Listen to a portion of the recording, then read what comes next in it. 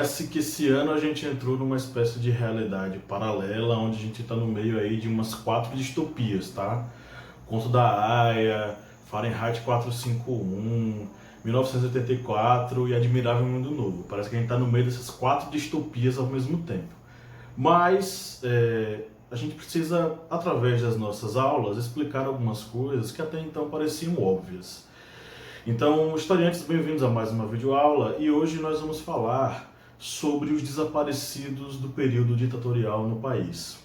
Para além do que algumas pessoas andam dizendo, de que pessoas sumiram porque foram mortas pelos seus próprios correligionários, a ditadura ela foi um período em que muitos militantes contrários à repressão e a posição totalitária do governo em nosso país, essas pessoas elas foram assassinadas e foram entregues, né, para a mídia e para o grande público como se fossem meramente desaparecidas. A Comissão da Verdade durante anos conseguiu trabalhar para elucidar vários casos. E hoje a gente vai tentar entender como é que funcionava esse sistema de repressão e tortura e quais pessoas acabaram sumindo e em que situações e circunstâncias. Bom, a gente não pode entender o processo de repressão ditatorial sem entender, inicialmente, que foi construído um aparato de repressão, né, através dos governos militares, e esse aparato ele se transformou num aparato extremamente letal e poderoso. Tá? Então, nós não estamos falando sobre torturas aleatórias de determinados grupos apenas. Nós estamos falando em um sistema, né, estatal de repressão e tortura organizado e comandado pelos presidentes militares. Então, é um caso sem precedentes em nosso país e é um caso assim que terrivelmente é relativizado hoje por uma série de pessoas, tá? Então, vamos tentar entender como é que funcionava esse sistema de repressão? Vamos lá. Nós temos aqui alguns desses órgãos nesse organograma que eu vou explicar para vocês.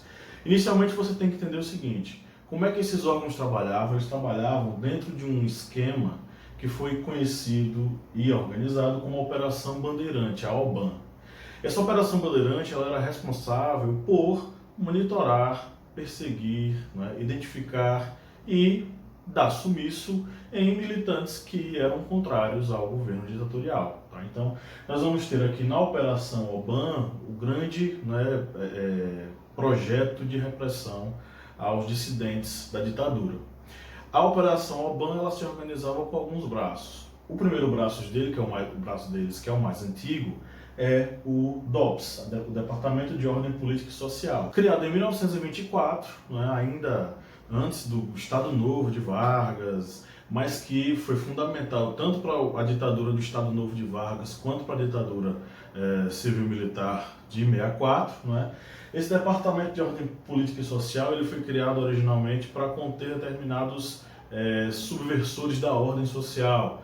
Ele ficou muito conhecido por perseguir capoeiristas, sambistas, enfim. O DOPS ele foi se especializando cada vez mais e, apesar de mudar seu nome, ele continuava sendo o mesmo órgão de repressão, tanto do período pré-Vargas, quanto do período ditatorial de Vargas, quanto do período da ditadura militar a partir de 64. Tá? Então, o DOPS, durante muito tempo, ele ficou envolto numa obscuridade, muitas pessoas tentaram esconder aquilo que eles fizeram, mas aí o que aconteceu foi que com a Comissão da Verdade, com uma série de inquéritos que foram estabelecidos no período da nossa democracia agora, após 85, os crimes do DOPS não conseguiram mais ficar escondidos. Inclusive, vários delegados do próprio DOPS acabaram abrindo a boca para falar o que tinham feito. Inclusive, teve um delegado, o Cláudio Antônio Guerra, que acabou, no aniversário dos 50 anos do golpe militar, de 64, ele acabou abrindo a boca e falando que tinha matado pelo menos 7 pessoas dentro do DOPS. Então, a realidade acabou aparecendo. É do DOPS também o famoso torturador Sérgio Fleury, que foi conhecido por, enfim, perseguir e torturar várias pessoas e também de assassinar o Carlos Marighella. Em 94, a documentação dos órgãos, né, ligados ao DOPS, elas acabaram sendo abertas ao público e aí a gente conseguiu ter acesso a uma série de coisas que os oficiais do DOPS aprontaram, e, enfim, as pessoas que foram assassinadas e por aí vai. Já um órgão típico do período da ditadura militar de 64 vai ser o CODE, que é o Centro de Operações de Defesa Interna, e seu braço, né, de operações, que é o Departamento de Operações de Operação Interna. Então, o Centro de Operações era onde se organizavam as ações, o que é que ia ser feito, enfim. E o DOI, que é o Departamento da Operação em si, ele organizava a captura, a perseguição dos militantes, né? Então, frequentemente nós chamamos de DOI-CODE, o certo seria CODE-DOI, porque é o CODE quem é o órgão superior ao DOI, mas a expressão DOI-CODE também está certa. Então, esse aparato repressivo, né, ele estava aqui pronto para reprimir, perseguir e torturar quantos inimigos do regime tivéssemos, enfim, em ação, em atuação na sociedade. Então, esse aparato bem esquematizado, e aqui eu não estou nem entrando levando em consideração os órgãos típicos de cada força, né, militar, o Exército, Polícia Militar, Marinha, porque cada uma delas também tinha seu órgão de tortura, repressão e perseguição dentro da OBAN, tá? Então a OBAN também englobava os departamentos de tortura e repressão típicos de cada força armada, né? Típico do Exército, da Marinha e da Aeronáutica, cada uma tinha, além desse aparelho principal de perseguição típico da ditadura militar. E aí, esse processo de repressão organizado, orquestrado, sistematizado dentro do Estado, ele trabalhava, ele operava, em muitos casos, de modo ilegal, sem necessariamente estar aberto ao público. Então, assim, muitas das operações que aconteceram, elas aconteceram de modo clandestino, e eu posso afirmar tranquilamente que muitos assassinatos, muitas pessoas que desapareceram, elas ainda continuaram desaparecidas, porque as mortes que foram reveladas foram as mortes documentadas. Fora as mortes que não foram documentadas e que a Comissão da Verdade e os órgãos de pesquisa histórica estão procurando de modo autônomo dentro de uma série de dificuldades, procurando corpos enterrados e por aí vai. Então esse aparelho aqui, forte, sólido, ele era responsável por essa perseguição. Quem ele perseguia? Quem pensasse contrário ao Estado. Eram terroristas, eram assassinos, eram traficantes. Muitos dessas pessoas que foram assassinadas pelo DOI-CODE, pelo DOPS, por esse aparelho de repressão, eles eram desde militantes do partido, de operações dissidentes do Partido Comunista, né, porque o Partido Comunista Brasileiro ele optou pela luta pela luta apenas ideológica, ele não foi para a luta armada, o Partido Comunista Brasileiro, mas várias siglas decorrentes dela, de dissidentes do Partido Comunista, optaram pela luta armada.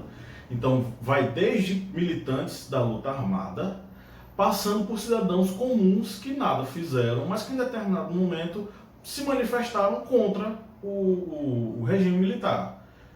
Não comunistas ou comunistas. Até crianças foram torturadas por essas pessoas.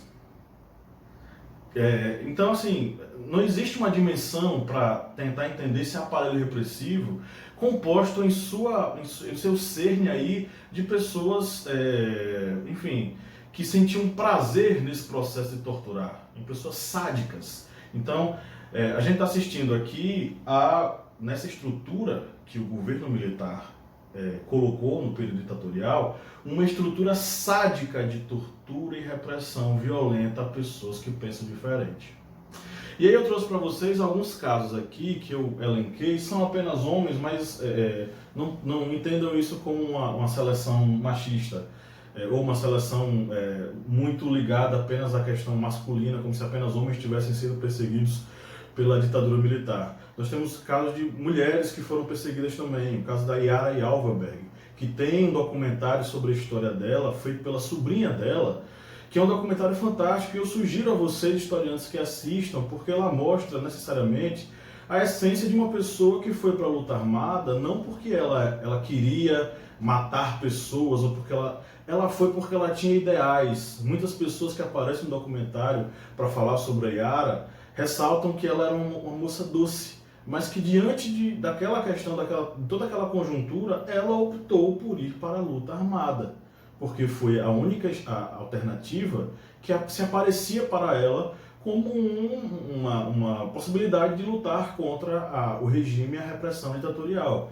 Então fica anotado aí, eu vou colocar na descrição do vídeo o nome do documentário, né, Em Busca de Yara, um documentário fantástico. Ela que foi companheira do Lamarca e que acabou sendo assassinada muito cedo, dentro do contexto da luta armada, dentro do contexto da luta contra a repressão e o totalitarismo do Estado, da ditadura civil-militar no Brasil. Antes de a gente continuar aqui com o conteúdo, eu já queria pedir para você se inscrever, se ainda não é inscrito, ativar o sininho para receber nossas notificações. Tá gostando do vídeo até agora? Deixa o seu joinha aí para fortalecer nossa amizade. E principalmente, se você nos acompanha há muito tempo e curte nosso material, vá no site apoia.se/historiante e faça um apoio. A partir de R$4 você nos ajuda e ainda entra no nosso grupo secreto, com muito conteúdo exclusivo para você. O link para o Apoia-se está aqui na descrição do vídeo. Bom, aqui eu trouxe mais 3 casos, além do caso da Yara, né? O Vladimir Herzog, que foi assassinado pelo DOI-CODE, ele que foi convidado a se apresentar no DOI-CODE para perguntas, interrogatórios. Vladimir Herzog era diretor jornalístico da TV Cultura, ele dirigia toda a parte jornalística e especificamente o jornal que passava à tarde na TV Cultura. E ele foi convidado para dar declarações sobre sua participação ou seu envolvimento com o Partido Comunista Brasileiro. O Partido Comunista Brasileiro estava na clandestinidade, tinha optado por não entrar na luta armada, então ele puramente veiculava questões ideológicas, panfletos, de modo autônomo, clandestinamente, sem a luta armada. O Vladimir Herzog ele era membro do Partido Comunista Brasileiro, mas ele não participava de atividades clandestinas. Ele se apresentou sem problema algum, foi ao DOI-CODE, pela manhã foi acompanhado de um colega dele, jornalista, mas ele não voltou para casa nesse dia, porque ele foi torturado, espancado até a morte. Então tem até relatos de pessoas que estavam presas no DOI-CODE que ouviram a tortura, ouviram ele ser espancado, ouviram ele ser torturado e em determinado momento um grande silêncio. Esse grande silêncio era o grande silêncio da morte de Vladimir Herzog, torturado até a morte. O que aconteceu foi que os oficiais do DOI-CODE tentaram forjar um suicídio, e a foto é patética e você pode encontrar tranquilamente no Google. O Vladimir Herzog amarrado por uma corda, uma fita, um cinto, enfim. Há uma janela atrás dele, com os pés no chão, quase com os joelhos tocando no chão. Pessoas que se suicidam, elas não fazem esse tipo de coisa porque não dá para se enforcar, vamos dizer assim. Por quê? Se a pessoa está com os pés no chão, ela não vai conseguir, né? Enfim, que o peso do corpo acabe a matando. Então essa foto é uma clara armação em torno da morte do Vladimir Herzog, que já foi esclarecida e a Comissão da Verdade já trabalhou em cima disso, e os documentos da Comissão da Verdade podem ser facilmente acessados na internet, tá? O outro caso do Stuart Angel, segundo alguns relatos, ele acabou sendo morto na base aérea de Santa Cruz e ele foi capturado pelo Serviço de Informações de Segurança da Aeronáutica, né? Alguns atribuem a esse serviço de segurança, outros atribuem ao DOPS, mas em ambos os casos, como os órgãos de repressão trabalhavam em conjunto, facilmente eles podem ser identificados como os assassinos.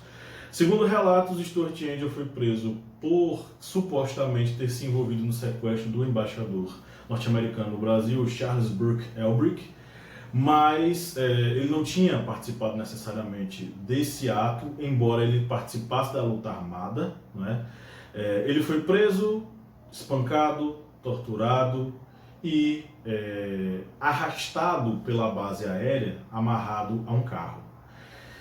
Entremeado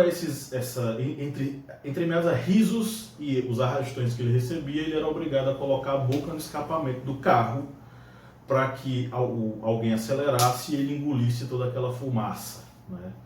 Ele acabou sendo enterrado lá na base aérea e recentemente encontraram o crânio dele e descobriram toda a coisa e, enfim, encontramos o paradeiro de Stuart Angel, que foi declarado como desaparecido, né? Ele tinha desaparecido. Ele que inclusive foi atleta do Flamengo, foi campeão de regatas pelo Flamengo, e o Flamengo recentemente que negou prestar homenagem a ele por dizer que não se envolve em questões políticas. Assim, eu não consigo entender nada político aqui, porque isso aqui é uma luta contra a barbárie. Então, contra a barbárie não existe ninguém contra. Só existem pessoas a favor da luta contra a barbárie. Então, não homenagear Stuart Angel é reforçar seu apoio à barbárie. Okay? O outro caso de desaparecido, né, é do Fernando Santa Cruz. Fernando Santa Cruz, pai do presidente da OAB, que recentemente foi alvo, né, de algumas falas do atual presidente do país, dizendo que o pai dele tinha sido... dizendo que ele sabia como o pai dele tinha morrido, sendo que o pai dele tinha sido dado como desaparecido, e até hoje existe uma controvérsia sobre a morte dele, porque um belo dia, durante o Carnaval do Rio de Janeiro, ele saiu para encontrar com um amigo, e ele avisou a família: ó, se até as 18 horas eu não retornar, pode ter certeza que eu estou preso, ou então vão fazer alguma coisa comigo. Ele foi encontrar esse amigo, e aí existem duas versões. A primeira versão: eles foram presos pelo pessoal do DOI-CODE de São Paulo, e lá, através de torturas, eles foram mortos e enterrados no cemitério de Perus. A outra versão é que eles tenham sido conduzidos para um local chamado Casa da Morte em Petrópolis. E lá, após tortura, espancamento, eles foram incinerados, teriam sido incinerados, e enfim, o corpo não teria mais como reconhecer o corpo, né, devido à incineração. Quando o presidente diz que sabe como o pai morreu, ele deve saber a resolução desse caso. Então ele precisa prestar contas à justiça, correto? Então fica aí o mistério no ar. Fernando Santa Cruz tinha sido dado como desaparecido, e seu desaparecimento, inclusive o próprio governo militar disse que não tinha qualquer noção sobre o paradeiro dele, tá? Então, Fernando Santa Cruz, mais um desaparecido do período da ditadura militar. Bom, gente, em resumo, eu queria dizer para vocês o seguinte: o que o governo militar, os governos militares fizeram ao longo da ditadura civil-militar no Brasil foi organizar e aparelhar o Estado para que ele se transformasse em um Estado repressivo, perseguidor e torturador. Não apenas com ideais ou palavras, mas com uma estrutura muito bem montada para tal, com funcionários organizados, funcionários públicos organizados para tal. E eles sim orquestraram um número enorme de mortes que aumenta a cada vez que a gente faz pesquisas e a cada vez que os anos passam e as pesquisas históricas vão avançando. Tá? A Comissão da Verdade fez um trabalho fantástico e os seus resultados estão disponíveis na internet. Então eu convido você a ler o relatório da Comissão da Verdade, assistir os vídeos produzidos pela Comissão da Verdade e entender um pouco sobre como foi esse processo repressivo e como muitas pessoas acabaram sendo assassinadas, inclusive crianças, inclusive pessoas inocentes, sem qualquer ligação com qualquer tipo de luta armada. Bom, então é isso, pessoal. Eu espero que vocês tenham curtido o vídeo. Se vocês gostaram, deixe o seu like. Se ainda não seguem o Historiante, clique em seguir e ative o sininho para se inscrever, né, e receber nossas notificações em tempo real. E principalmente, se você curte nosso trabalho, se você acha bacana, seja um apoiador, vá ao site apoia.se/historiante e faça um apoio. A partir de R$4 você entra em nosso grupo secreto com muito material exclusivo. Valeu!